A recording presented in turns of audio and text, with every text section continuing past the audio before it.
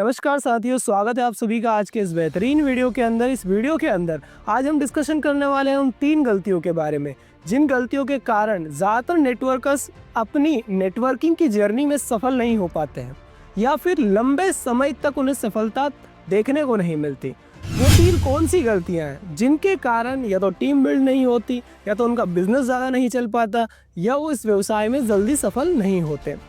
देखिए दोस्त, ये ऐसी गलतियां हैं, अगर आप ये नहीं करेंगे तो इस बिज़नेस में आकर आपकी सफलता निश्चित हो जाती है। क्योंकि रॉबर्ट टी कियोसाकी उनकी बुक 21वीं सदी का व्यवसाय उसके अंदर बताते हैं कि ये जो व्यवसाय है नेटवर्क मार्केटिंग का, ये 21वीं सदी में सबसे तेज़ी से बढ़ने वाला और सबसे अच्छा व्यवसाय है। Robert T Kiyosaki, I hope उनके बारे में आप जानते ही होंगे। ये वो व्यक्ति हैं जिन्होंने दुनिया की सबसे अच्छी फाइनेंशियल बुक लिखी जिसका नाम है रिच डैड पुअर डैड, जिसके अंदर इन्होंने हमें पैसे की समझ को समझाया है, कैसे पैसा आपके लिए काम करेगा, कैसे आप अपने पैसे से पैसा कमाकर जल्दी रिटायरमेंट ले सकते हो। इस बुक के अंदर बताया गया है।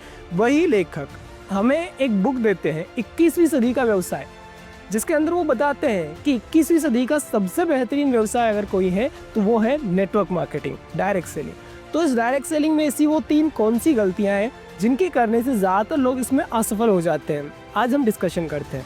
Number 1, start with wrong perspective. लोग क्या करते हैं, गलत पर्सपेक्टिव देखते हैं इस बिज़नेस का और इस बिज़नेस को स्टार्ट करते हैं। लोगों को लगता है वो अपना ध्यान पूरा आउटकम के ऊपर रख लेते हैं। वो देखते हैं कि यार लोग 2 साल में यहाँ से मर्सिडीज़ ले रहे हैं, 4 साल के अंदर रोल्स रॉयस ले रहे हैं, यानी कि दूसरे की सफलता देखते हैं और देखते हैं कि इस बिज़नेस से रिटर्न क्या क्या आ सकता है। केवल सपने देखते हैं और सपनों के थ्रू इस बिज़नेस के अंदर आ जाते हैं, गलत पर्सपेक्टिव लेके आ जाते हैं कि यहाँ से वो बहुत अच्छा लाइफस्टाइल मेंटेन कर सकते हैं, ये कर सकते हैं, वो कर सकते हैं। ऐसे लोगों को देखते हैं वो जो इस बिज़नेस में आकर सफल हुए हैं, लेकिन वो एक चीज़ देखना भूल जाते हैं, उन लोगों ने सिस्टम क्या फॉलो किया है। वो प्लान तो देखते हैं, प्लान को समझते भी हैं, लेकिन उस प्लान में मेहनत किस फैक्टर में है वो नहीं समझ पाते। वो मेहनत नहीं करना चाहते, वो डायरेक्टली मेहनत को स्किप करके अपने पर्सपेक्टिव के हिसाब से कि भाई अगर 2 साल डायरेक्ट सेलिंग करेंगे तो हमें ये मिल जाएगा, 4 साल करेंगे तो ये मिल जाएगा। नहीं यार, ये एक सैद्धांतिक काम है और इसके कुछ नियम है, कुछ सिद्धांत है जिनके अकॉर्डिंग ही आपको इसमें कमीशन मिलता है, जिनके अकॉर्डिंग ही आपको इसमें सफलता मिलेगी। अब जरा मुझे एक चीज़ आप समझाइए, एक एग्जाम्पल के तौर पर हम देखते हैं। अगर आप कोई कंपनी ज्वाइन करते हैं, मान लेते हैं, है ना, कोई भी कंपनी आपने XYZ ज्वाइन करी है। अब उसके बाद आप ये सोचें कि आपने अपनी आईडी लगा दी और आप बैठे हुए हैं 2 महीने, 4 महीने, 1 साल आप बैठे हुए इंतजार कर रहे हैं कि आप ऑटोमेटिकली सफल हो जाएंगे। तो क्या आप सफल हो पाएंगे? नहीं ना। उसके लिए क्या करना होगा? उसके लिए आपको मेहनत करनी होगी, लोगों को प्लान दिखाने होंगे, लोगों की ज्वाइनिंग लेने पड़ेगी, है ना। जिस कंपनी में आप ज्वाइन हुए हो उस कंपनी में आपके थ्रू टर्नओवर जाना चाहिए।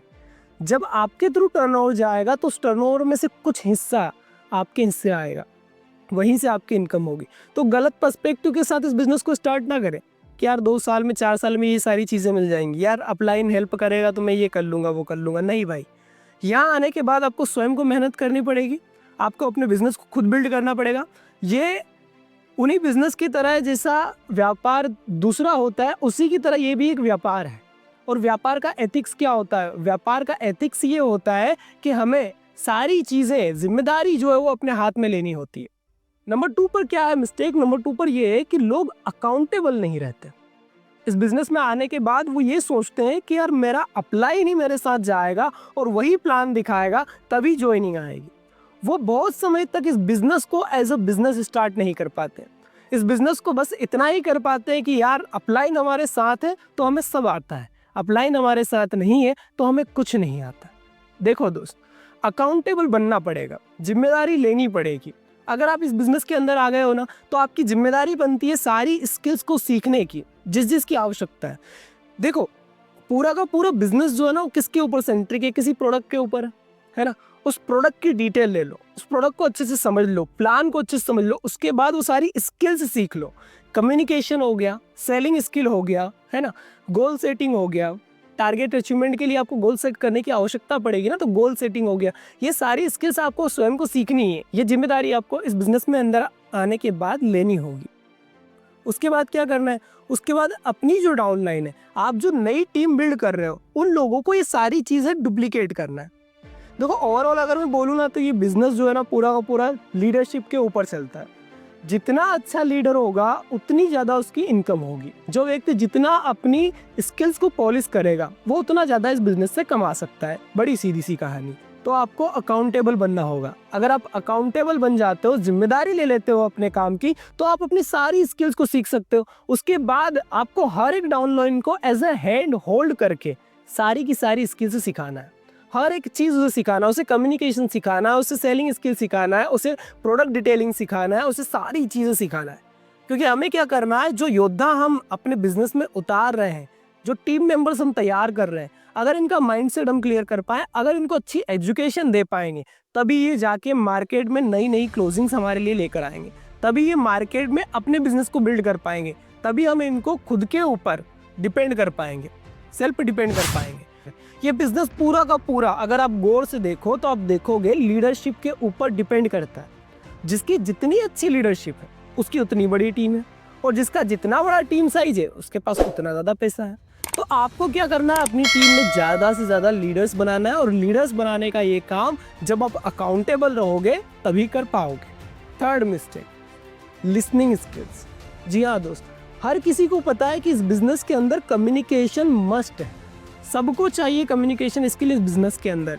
लेकिन मैं आपको बता देता हूँ, सबसे बड़ी गलती अगर व्यक्ति यहाँ आकर करता है तो ये करता है, उसके पास लिसनिंग स्किल्स नहीं होती। जितनी ज़रूरी इस बिजनेस के अंदर कम्युनिकेशन स्किल्स है, उतनी ही ज़रूरी इस बिजनेस के अंदर लिसनिंग स्किल्स है। आपको सामने वाले की बात सुनना और समझना आना चाहिए। देखो इस बिजनेस के अंदर हम करते क्या है, हमारा काम क्या है? हमारा काम तो ये है ना कि जो कंपनी का प्लान हमें पता है, जो प्रोडक्ट्स के बारे में हमें पता है, ये ज़्यादा से ज़्यादा लोगों के पास जाकर उन्हें शेयर करना है। अपने प्लान का एसटीपी करना है, शो द प्लान करना है, जितने ज़्यादा हो सके लोगों उनके सामने। तो वहाँ पर हम जाकर क्या करते हैं, कम्युनिकेट करते हैं। जब हम कम्युनिकेट करते हैं तो कम्युनिकेशन में सबसे बड़ा फैक्टर अगर कोई चीज़ रहती है तो वो रहता है लिसनिंग स्किल। आप किसी भी प्रोस्पेक्टिव के पास जा रहे हो, किसी भी प्रोस्पेक्टिव के पास, उसकी कहानी को ध्यान से सुनिए, समझिए, उसकी गाथा को समझिए, उसकी कहानी को समझिए। उसके बाद उसमें से एक पेन पॉइंट निकालिए कि यार ये सामने वाले की ज़िंदगी का ना पेन पॉइंट क्या है। यहाँ पे लिसनिंग स्किल्स काम आती है। ज़्यादातर लोग यही तो गलती करते हैं, सुनने की आदत नहीं डालते, इस कला को अपने अंदर बिल्ड नहीं करते।